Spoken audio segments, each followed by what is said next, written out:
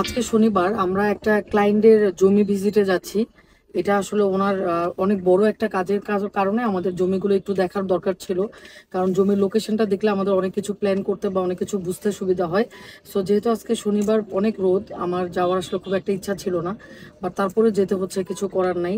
আমরা দেখি আজকে আমরা একটু কেরানীগঞ্জের দিকে যাব। কেরানীগঞ্জে ওনার জমিটা, ওইখান থেকে দেখার পরে আমরা আলটিমেটলি যেহেতু ডিসিশন নিতে পারবো।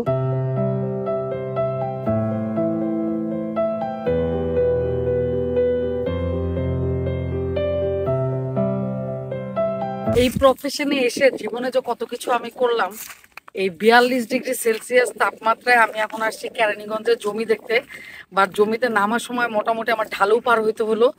বাট এরিয়াটা সুন্দর, ঢুকার সময় মনে হচ্ছিল জিঞ্জিরা এই জায়গাটা দিয়ে একটু গিঞ্জি বাবুবাজার ব্রিজের দিক দিয়ে, বাট ভিতরে ঢুকার পরে জায়গাটা আসলে সুন্দর। আর যেহেতু বেসিক্যালি আমি গ্রাম পছন্দ করি, যারা রেগুলার আমার ভিডিও দেখেন আপনারা জানেন আমার গ্রাম, গাছপালা, মাটি এগুলো খুবই ভালো লাগে।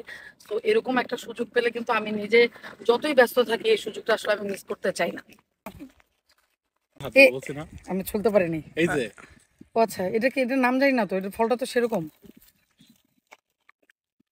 আরে টক টক পুরো টমেটো, বাচ্চা টমেটো।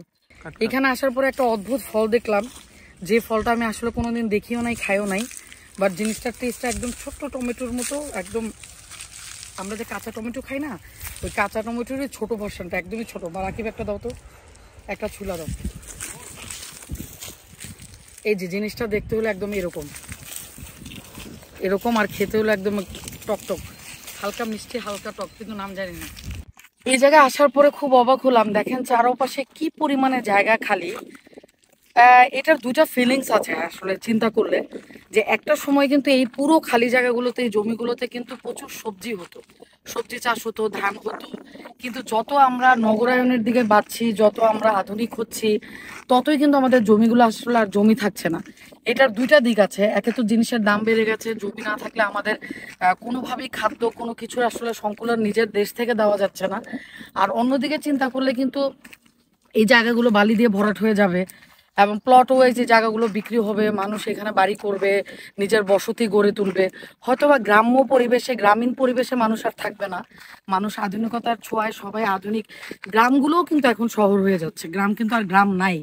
কিন্তু আমি সবসময় এইসব জায়গাগুলোতে আসলে পার্সোনালি আমার অপিনিয়ন যেটা, আমি যেটা ফিল করি, যে আসলে এই জিনিসগুলো না এত বেশি ছড়াই দিলে যেটা হয়, আমরা কিন্তু কৃষি প্রধান দেশ, কিন্তু কৃষি প্রধান কিন্তু আমরা আর থাকছি না। আমাদের এই কৃষি জমিগুলো যেহেতু সব আসলে নগরায়নের দিকে ঝুঁকে পড়ছে, জমিগুলো আর জমি থাকছে না, এখানে ফসল উৎপাদন হয় না।